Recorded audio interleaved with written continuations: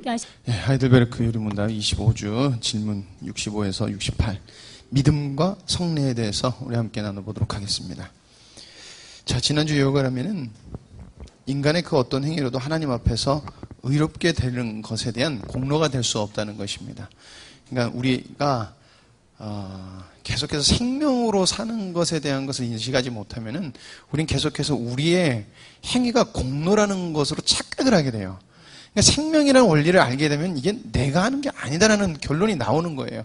그러니까 내 목숨을 불살라 준다 할지라도 그것이 내가 하는 게 아니라 내 안에 계신 그리스도께서 나를 강권하여 하시는데, 생명이 강권하는데, 이게 많은 그리스도인들이 율법주의와 기복주의, 인본주의, 잘못된 거짓 신앙체계, 잘못된 것들을 통해서 계속해서 나의 행위가 공로가 된다고 생각하는 거예요. 그래서 내가 좀 더 노력을 하면 하나님께서 뭐 더 주시는 거, 이렇게 생각하는데, 우리 그게 대표적으로 한국의 문화가 그렇잖아요. 빌면은 무조건 신이 응답해준다는 그 샤머니즘 신앙이 굉장히 강하게 있기 때문에, 우리가 어떻게 보면 그게 뿌리 깊게 우리의 문화 속에서 우리가 자라오면서 우리가 에게 있는 것들이에요. 그러나 절대 그렇지 않다는 것입니다. 그래서 어떤 행위로도 우리는 하나님 앞에서 의로움의 공로로 인정받을 만한 것을 할 수 있는 게 없다는 것입니다. 자, 신자들의 행하는 세상에서의 행위는 하나님의 뜻에 따라서 나오는 그 삶이라는 것이에요. 그러니까 그리스도인이 아름답게 살 수 있는 단 한 가지 방법은 그리스도 안에 거하는 거고 그리스도의 뜻을 따라 사는 거예요. 그러면은 우리 속에서 하나님이 보시기에 선한 행위가 나오는 것이고 그 속에는 도덕과 윤리적인 것도 있다는 것이에요. 우리가 그렇게 이해를 해야 된다는 것입니다. 자, 그래서 그러면은 우리 행위가 아무 쓸데 없습니까? 그러니까 우리 행위로 의롭다 하심을 받는다. 이것을 신학적인 단어로 이신칭이라고 그러는데, 그럼 이신칭이가 그럼 행위가 아무 소용없으면 사람들이 행위에 대해서 관심을 갖지 않을 것이 아닙니까? 거룩하려고 힘쓰지도 않고 선하게 착하게 살려고 행하지도 않고 그럴 것 아니에요? 라는 질문들이 굉장히 반박이 많이 되는데 절대 그렇지 않다는 것이에요. 이신칭의를 깨닫는 사람은 받을 수 없는 것을 받았기 때문에 그에 감사하는 생활을 자연스럽게 한다는 것이에요. 여러분, 아무리 애들이 부모한테 감사하다고 뭐 이렇게 써주잖아요. 우리 애나가 차를 타고 가다가 심심하니까 뭘 뒤적뒤적 하더니 포스트잇 이만큼을 제가 놔둔 빨리 적으려고 할 때 그걸 하나 툭 꺼내더니 아빠 내가 편지 써줄게. 그랬더니 막 적어요. 치사하게 지 엄마 사랑의 문자를 써놓고 그 딱 옆에 붙이고 엄마도 없는데, 그리고 다음에 아빠 거 써줄게. 그리고 이제 아빠 사랑해라고 적고 적고 해서 제가 봐도 글씨인데 너무 삐뚤빼뚤하고 하나도 이렇게 딱 걸어놔도 예쁠 게 없어요. 근데 제가 나한테 써줬다고 그 아빠 사랑해를 제가 계기판에다 붙이고 다니거든요. 근데 그게 그렇게 뛰어난 것이고 뭐가 대단한 것이 아니에요. 그냥 아빠를 사랑하니까 하는 행동이고 그게 참 하나님 보시기에 아름다운 거라는 것이거든요. 참 그런 것 같다는 거예요. 그러니까 다 정확하게 맞아떨어지지는 않지만 받았기 때문에 나오는 건 너무나 당연하다는 것입니다.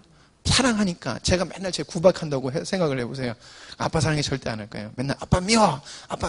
보통 7살이 되면은 제일 많이 하는 말이 있다고 그래요. 제 친구가 하나 그러는데 아빠 미워를 제일 많이 한다고 그러는데, 그래서 고마워요. 우리 애는 아빠 미워는 안 해줘서. 어쨌든 그렇게 되는 것이 그렇기 때문에 이신칭의는 절대 우리의 신앙을 반목을 잡거나 우리의 신앙을 계속해서 나태하게 끌어가지 않는다는 것입니다. 자, 25조 이번 주 질문의 핵심을 보면은, 여러분, 그럼 믿음은 어디서 오느냐는 거예요. 믿음은 어디서 오는가? 그리고 성례란 무엇인가? 성례. 그리고 세 번째로 성례의 목적은 믿음을 향하게 하는 데 목적이 있습니까? 라는 것이에요. 그리고 네 번째로 신약 성경에서 그리스도께서 정하신 성례는 무엇이 있습니까? 라는 것이에요. 오늘 이것을 나눠볼 것입니다. 이런 믿음은 얻는 길은 이렇습니다. 반드시 복음 설교를 통하여서 그 길이 열려요. 복음 설교는 성령께서 마음에 믿음이 일어나게 하시는 것과 작용을 하게 되는 것이에요. 그러면 어떻게 되면은 작용을 하게 돼요. 그리고 성례를 사용해서 믿음을 강화시키는 거예요. 성례라는 것이 굉장히 깊은 의미를 담고 있어요. 우리 목사님, 나중에도 얘기할지 모르겠지만 우리 목사님이 하시는, 옛날에 하셨던 말씀 중에, 노예를 하다, 어떤 행사를 하다 보면은 성례를 행해요. 성찬식을 행하는데, 성찬식 할 때 치고 은혜로운 적 별로 없더라. 근데 야, 이번에 참 은혜스러워서 그러시더라고요. 근데 그날 정말 은혜스러웠는데, 저도 어디 가서 성찬식 할 때 그렇게 막 은혜롭게 이렇게, 야, 이게 은혜롭다. 정말 이런 적이 참 드문 것 같아요. 굉장히 이렇게 형식화돼서 이렇게 가는데, 아니라는 거예요. 정말 예수 그리스도의 그 사건이 우리 속에 깊게 박히게끔 기억되게 예수님이 기억할 정도로 그게 귀한 건데, 어쨌든 성례를 사용해서 믿음을 강화시킨다라는 것입니다. 그래서 믿음을 얻는 길은 복음 설교를 통하여서 그 복음의 말씀들이 성령께서 만지심으로 우리의 마음속에 믿음을 일어나게 하는 거예요. 자, 그리고 믿음은 어디서부터 오는가? 여러분, 믿음의 근원은 내가 잘 믿어서가 아니라 성령님께서 깨닫게 해주시는 거예요. 하나님의 말씀은 내가 깨닫고 싶다고 깨닫는 게 아니에요. 오늘 성찬 집사님이 잠깐 교제 나누는데 그러시더라고요. 옛날에 목사님이 말씀하실 때 내가 한마디도 뭔 말인지 모르겠었는데, 이제 주님한테 사모하고 하니까 그래도 이제 깨닫게 해주시고 아멘이 나오게 해주십니다. 그러시더라고요. 근데 성령께서 우리에게 깨닫게 해주시는 것이에요. 믿음은 성령님께서 우리에게 주시는 은혜인 거예요.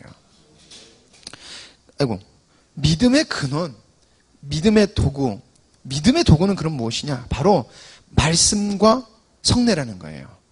하나님께서 주시는 그 믿음을 말씀과 성례를 통해서 여러분, 우리는 강화가 되는 것이에요. 우리가 말씀을 듣고, 우리가 막, 그러잖아요. 우리 집회 동안 3박 4일 동안 주여 믿음 주시옵소서 막 기도하지 않았잖아요. 근데 우리가 말씀을 듣고 진실한 마음으로 하나님 앞에 간구했더니 우리 마음속에 성령께서 감동을 주시고 깨닫게 해주시고, 그런 통해서 우리가 하나님 앞에서 믿음이 더욱더 성장하게 되고 온전하게 되고 강건해지는 이런 것들을 우리가 경험하잖아요. 그렇다는 거예요. 믿음의 그래서 도구는 말씀과 성례다라는 것입니다. 말씀은 하나님이 사용하시는 수단이에요. 그래서 말씀을 들음으로 영혼이 깨어나는 것은 하나님께서 정하신 통상적 수단이라는 거예요. 그러니까 말씀이 선포된다는 건 참 귀한 거예요. 분명히 하나님께서는 특별한 방법으로도 믿음을 주시기도 해요. 그러나 보편적이고 통상적으로 매번 그런 은혜를 주시진 않는다는 거예요. 신비한 것으로 어떤 사람은 믿음을 허락하셨다 할지라도 그 믿음이 자라게 하시고 믿음을 지켜가게 하시는 것은 뭐다? 말씀이에요. 그러니까 말씀이 빠진 것은 잘못된 것이에요. 말씀이 빠지고 무슨 운동이다, 말씀이 빠지고 어떤 것을 한다는 것은 믿음의 행위가 아니라 인간의 행위로 전략할 수밖에 없다는 거예요.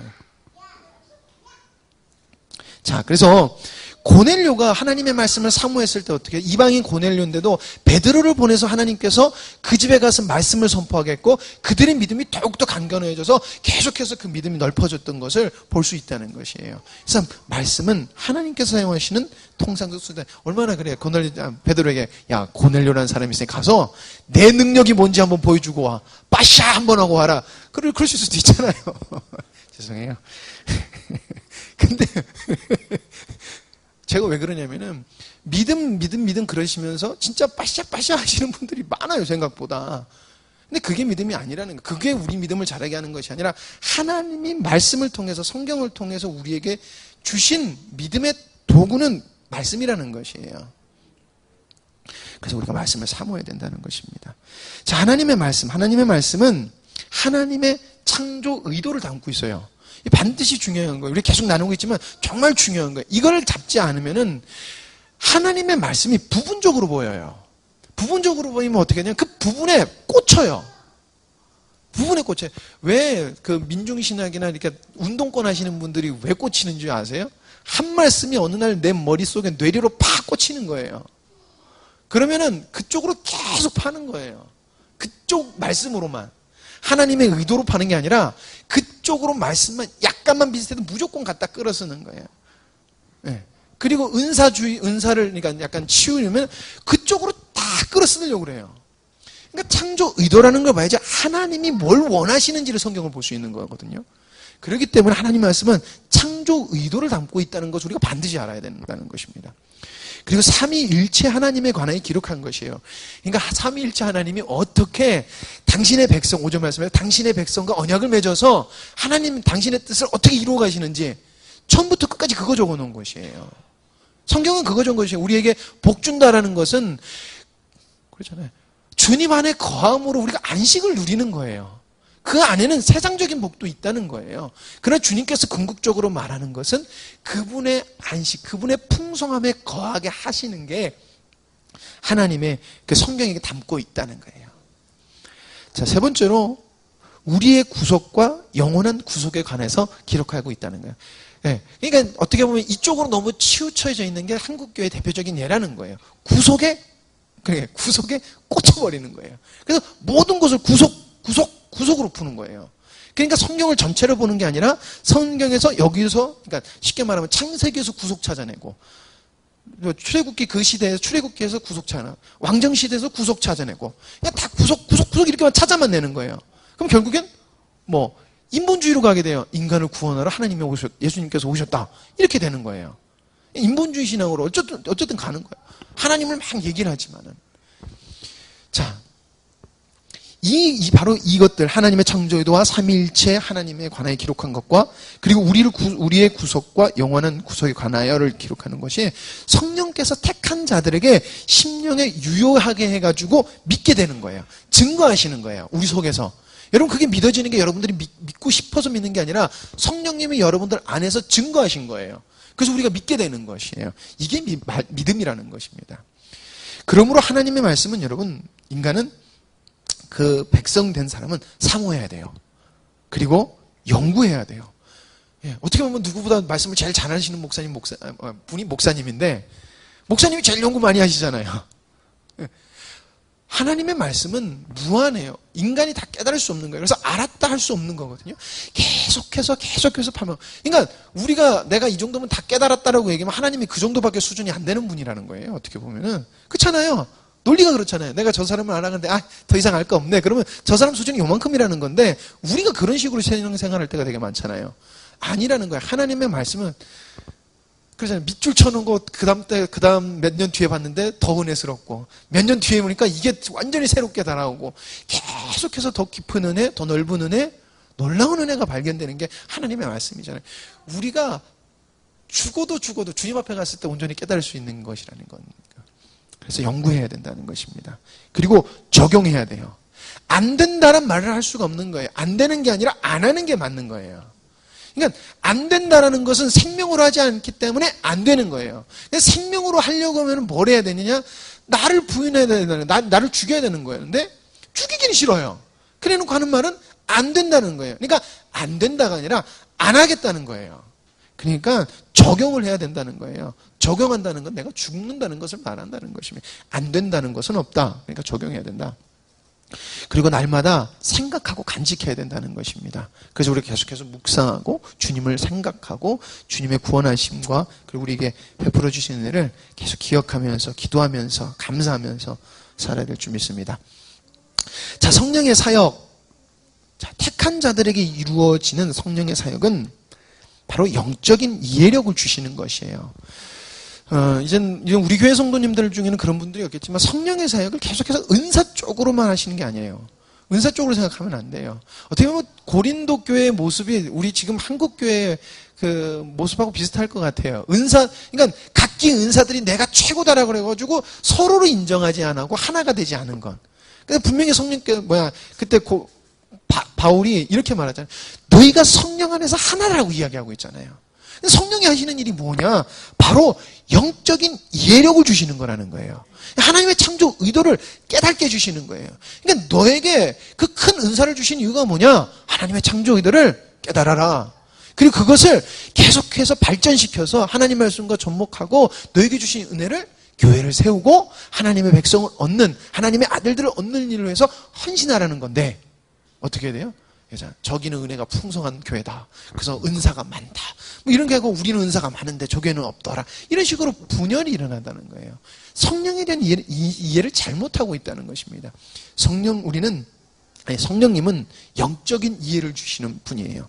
그러니까 성령이 이해가 안 되시면 주님한테 기도하면서 그리고 말씀을 계속해서 묵상하시고 목사님이 말씀하신 것들을 되새겨서 들어보고 생각해보고 그러시면서 또 점검하면서 알아가야 된다는 거예요.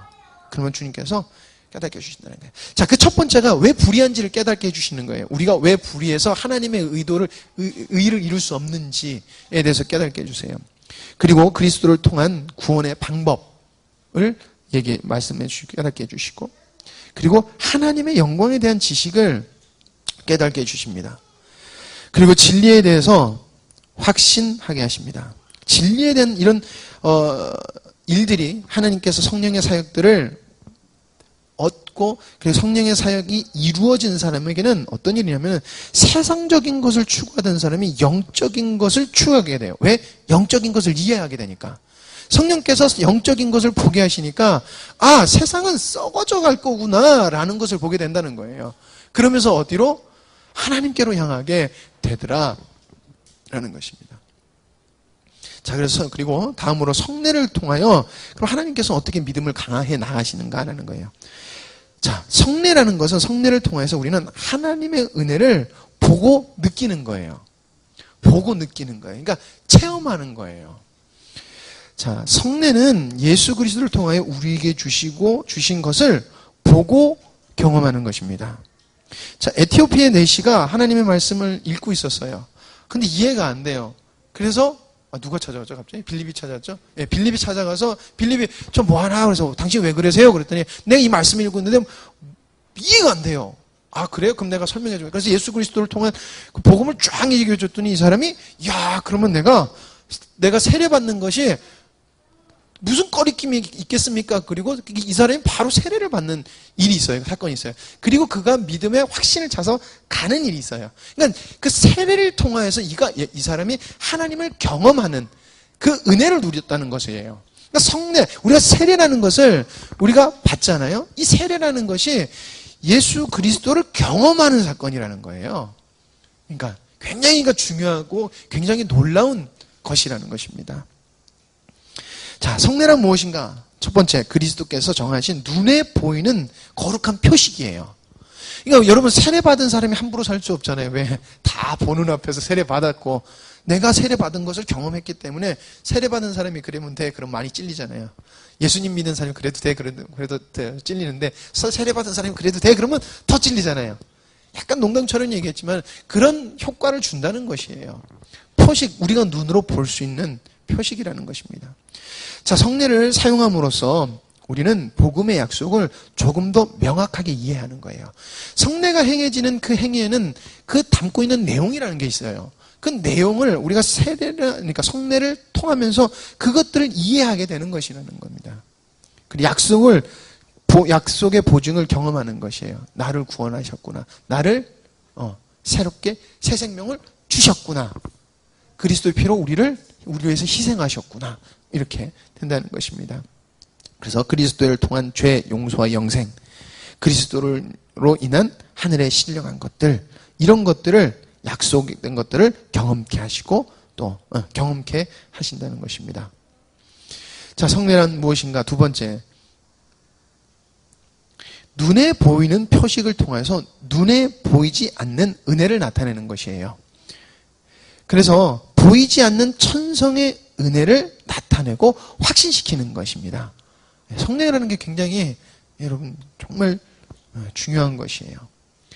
아브라함이 할례를 했어요. 그 할례는 언약 백성이 된다는 것을 담고 있습니다. 그것은 하나님께 드려졌다는 것을 의미했어요. 그래서 유대인은 반드시 할례를 행했어야 돼요. 유월절 어린 양의 피를 뿌려요.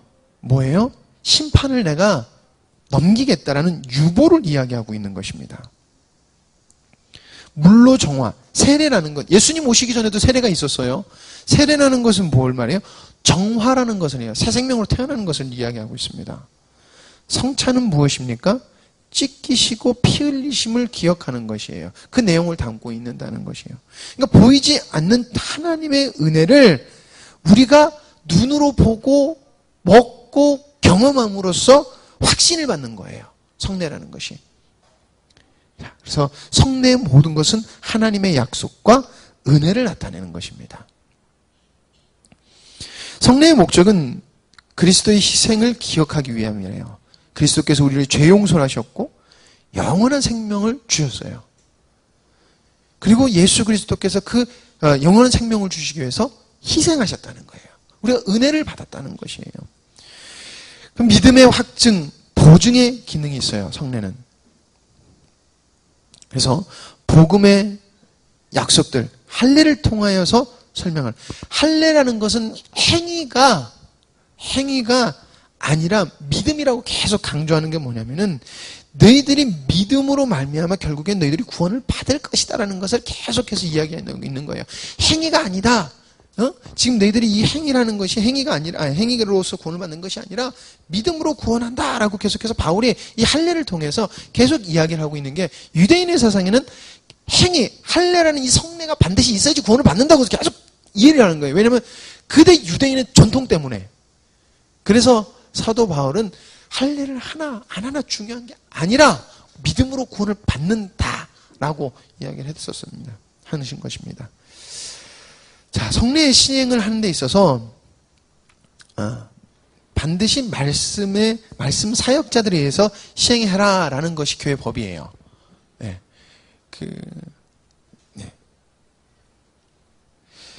개혁교회는 개인 시행을 반대합니다.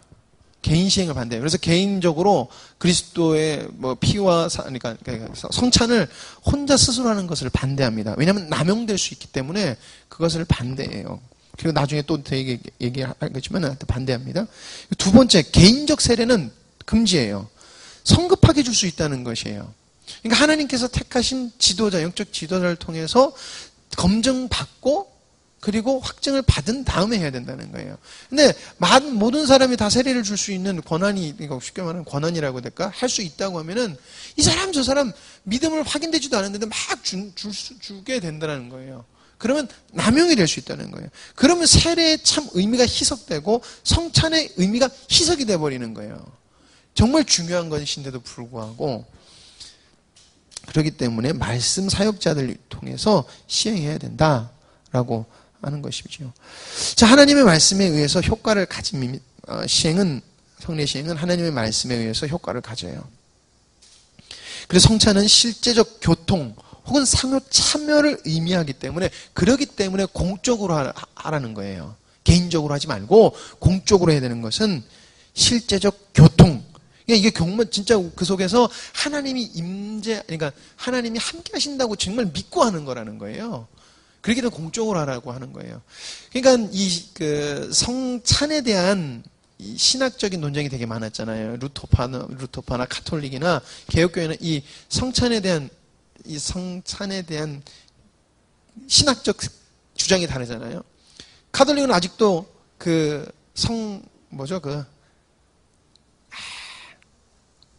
성체를 먹으면 이 성체가 어떻게 돼요? 몸에 들어가면 예수 그리스도의 몸으로 진짜 변한다고 생각을 해요. 이 사람들은. 지금도 그렇게 그 사람들은 믿어요. 네.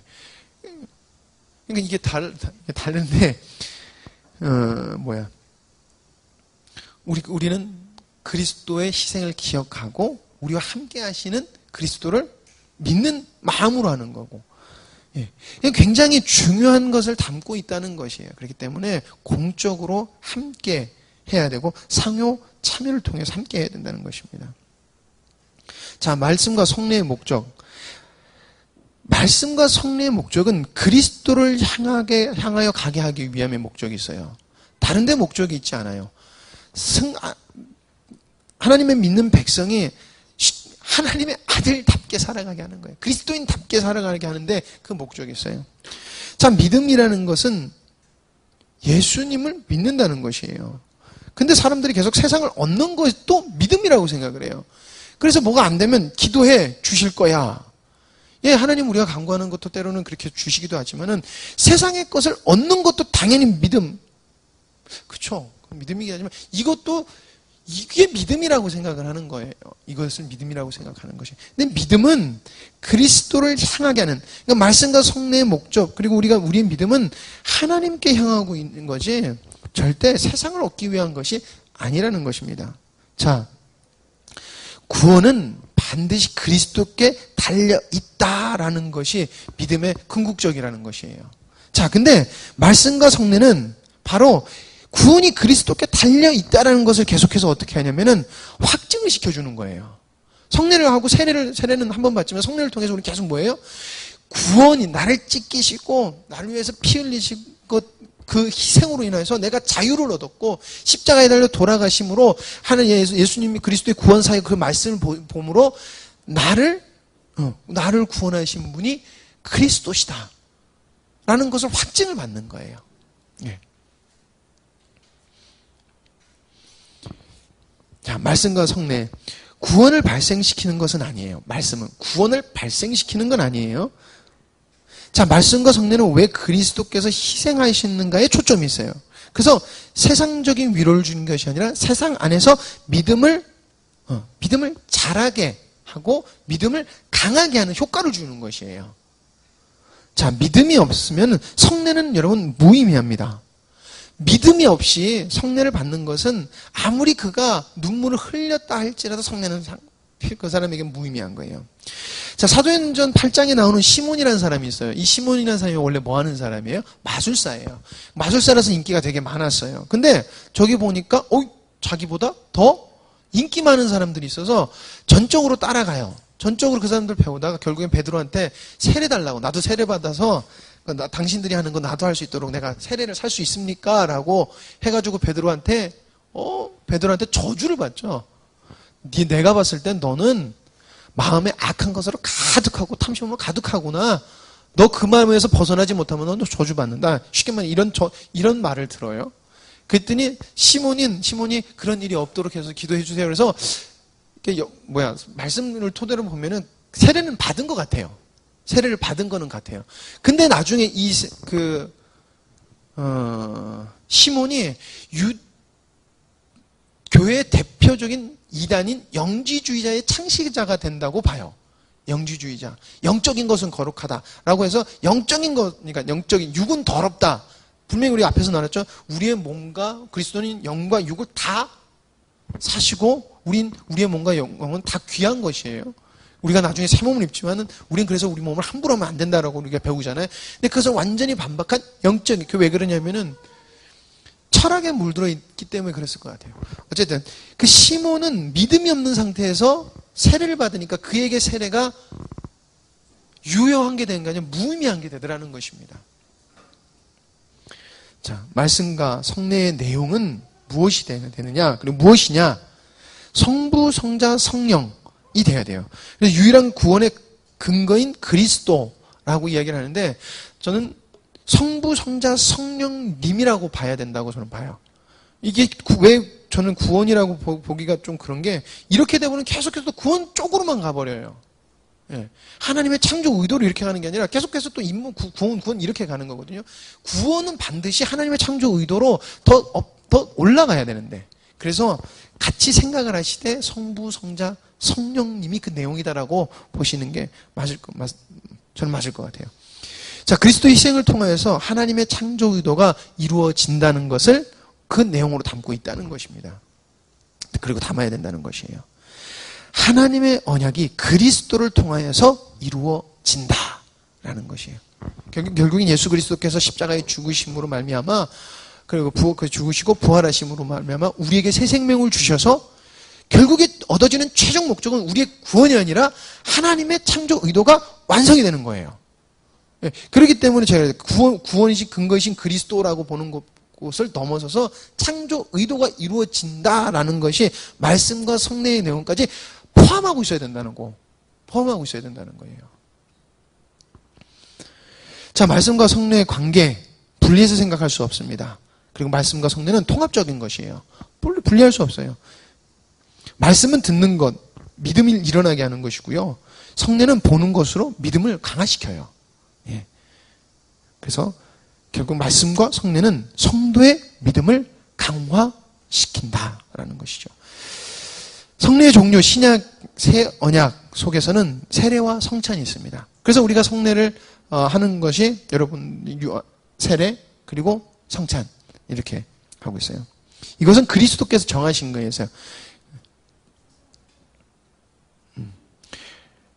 그래서 예수님께서 성찬할 때 나를 기억하라 했고 너희는 가서 저자를 삼아